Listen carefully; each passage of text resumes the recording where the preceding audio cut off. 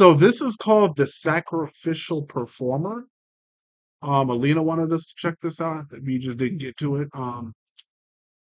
But I don't know what we're about to watch. No idea. Let's she's still there, right? Huh? Alina's still. Yeah, she's still there. Yeah. Okay, cool. But here we go. Yeah, she usually Today tells we us are she going steps to away be for a second. exploring one This of has the been a one darkest time, something performance happened, pieces she ever stepped made. away, we A do the video, she comes back. Yeah. Guys, this happened.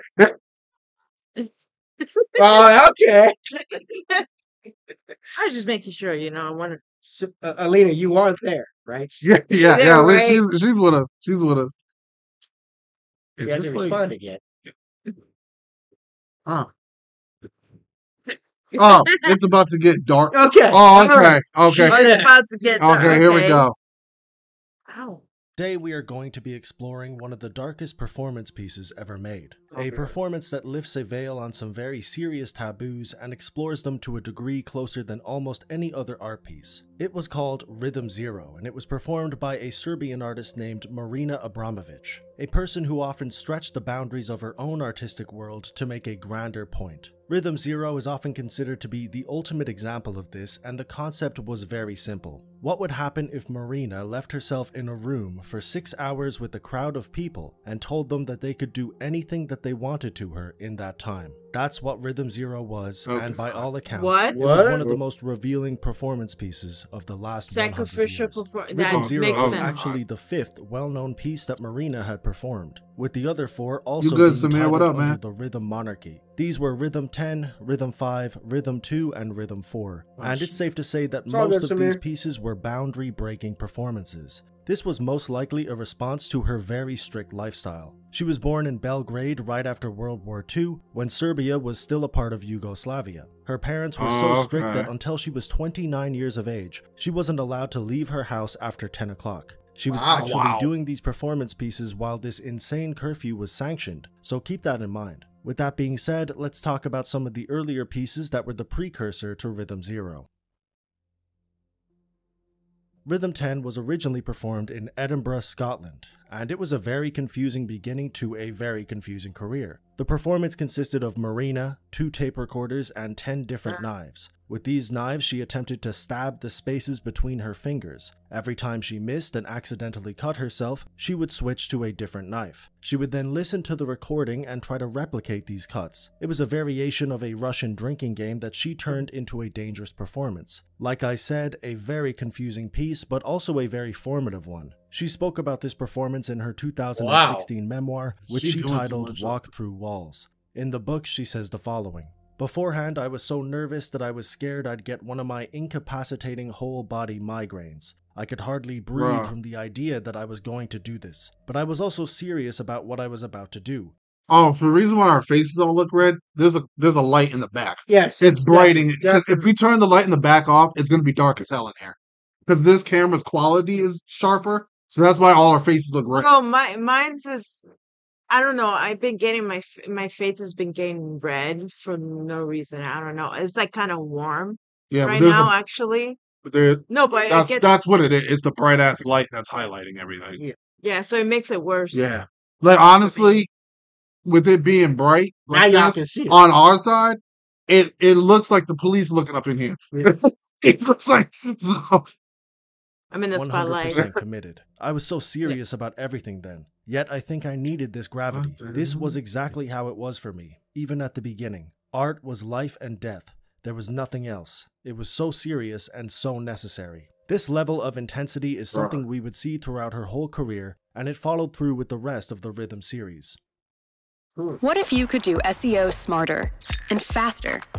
With Wix, you can edit your meta tags page by page, or I don't got lipstick. I just got red ass lips. In Rhythm 5, Marina that's just really the light. Oh my god, yes. It looked like I got lipstick on. Yeah. I just got red ass lips. No, I just look like and then your face. Oh my god, yeah, your face is red. Super red. Yeah. But mine it is red right now though. Well, pinkish. Don't worry, I don't got lipstick on. And that's just probably the reflective light. Yeah. It's just a light. Playing with fire. This girl doing too much though for me.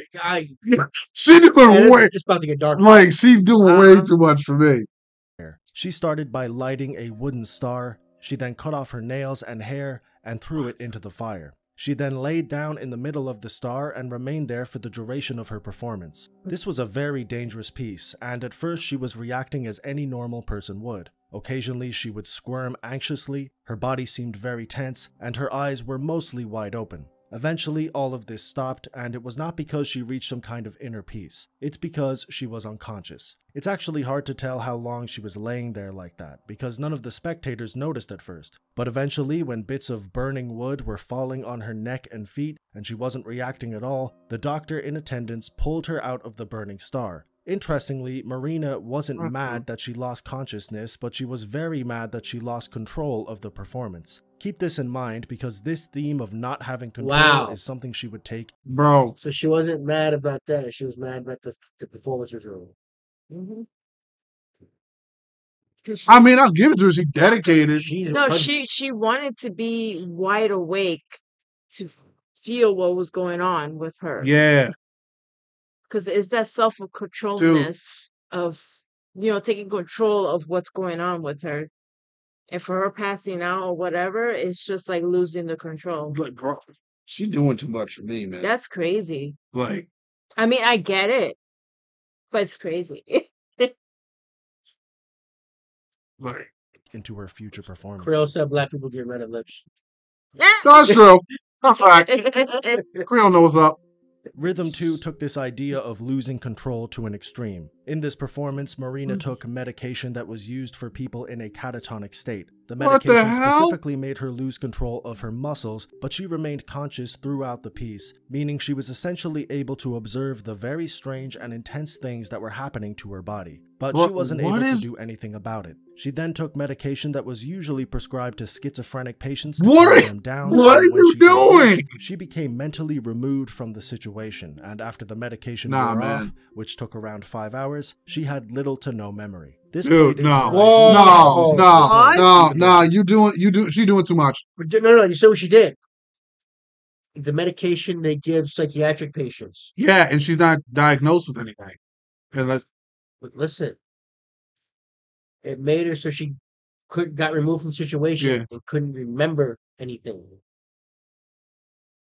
It's not about who it's prescribed for; it's what it does. Okay.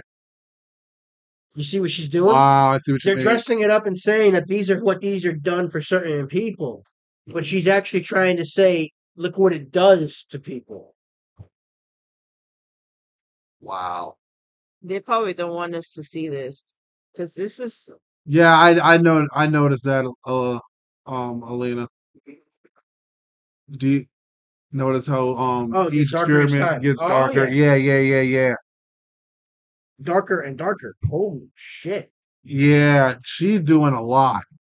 She was conscious for the entire performance. She was mentally checked out and had no idea what was happening after the performance. What the hell? Oh God, it gets worse. She does more than this. Marina wanted to continue this idea of losing control, but unlike Rhythm 5 where the crowd intervened, she wanted to see what would happen if there was no crowd and nobody could help. She tested this idea in Rhythm 4. While alone in a room, she knelt down naked in front of an industrial-sized fan and attempted to breathe in as much air as she could. This of course led her to passing out, but like I said, there was no crowd this time, and she had told the cameraman, the only other person in the room, to not intervene, and also to not put the fan in the shot, instead only focusing on her face. This way the crowd wouldn't understand what was really going on and wouldn't try to help her. Ironically, after a few minutes of her being passed out, the cameraman actually intervened himself and got her help. Once again, an onlooker had taken control of the performance, and even though this was the right thing to do, it frustrated Marina, but also gave her the idea that would lead to Rhythm 0.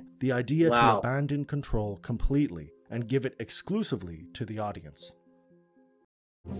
Hendrick's new Flora Adora gin, enticingly floral, mad at the refreshing. It's like she has a death wish. In 1974, Marina began... No, she wants to know if she could, like... I think what it has to do with... handling it and being awake while handling what's going on with her. She lived in a very strict lifestyle until she was 29 years old. Yeah. So... she was doing these performances while in that lifestyle. You said that in the beginning. Yeah, her thing is control. Yeah. Yeah. Good God. Began to conceptualize and set up one of the most intense performance pieces she would ever create, the final act of the Rhythm series. Throughout these performances, she was slowly losing control, with audience members jumping in, hired employees intervening, and a non-stop air of caution being the #1 obstacle to her work. In Rhythm Zero, she threw all of this away. Control, caution, and safety were virtually non-existent in this piece. It began with Marina laying 72 different objects on a table. Some of these objects were quite random and non-threatening, like food, water, flour, and lipstick, but some other objects were quite dangerous, such as a hammer, blades, a kitchen knife, and even a gun with a singular bullet. Behind her were an array of different slides that documented the process, and in the center of the table was a framed description of the performance that said the following. Instructions: there are 72 objects on the table that one can use on me as desired. Performance: I am the object. During this period, I take full responsibility. Duration: 6 hours. At 8 a.m., the piece began, and by all accounts, it started pretty tamely. People would walk up to her, lift her arms up, turn her around, and in general, it seemed like the spectators were testing the waters with this performance. Slowly but surely, the audience began to interact with Marina in ways that were more inappropriate, ripping off parts of her clothes, drawing on her, and kissing her. It was at this point that the veil had essentially been lifted. The waters had been tested, and the audience now fully understood that they could truly do anything to Marina with little to no consequence. At one point, somebody cut her and began to drink her blood. After around 4 hours, somebody placed rose thorns in her skin, and near the end of the performance, somebody took the gun on the table, put the bullet inside of it, and put it in her hand. They then lifted the gun to her neck and wrapped her finger around the trigger, almost as if they were going to try and force her to end her own life. An actual fight broke out in the audience because of this, and it went no further. This was the darkest the piece got, because soon after, the 6 hours were up.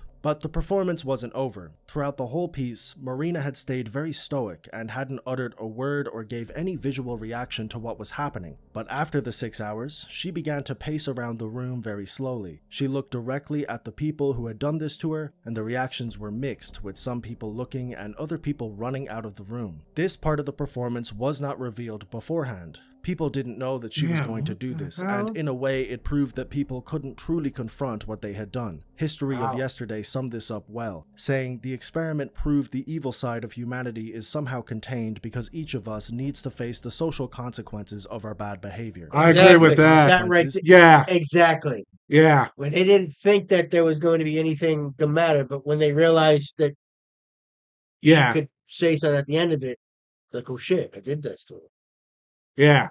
People want to do stuff without having consequences. That's the only thing that keeps most people in line. Yeah. That's what the moral line essentially is. That's what keeps you from committing the murder. Yep. Yeah. Is because of what would happen to you if you did it. Damn. Wow. People are dark. Yeah. Wow. Yeah. It's like, you don't know what goes on in the person's mind. That's like a social experiment. Yeah. That's what pretty much. That's what she was. That's the first one. It's you can't 1974. You can't predict what someone's going to do. No, you can't.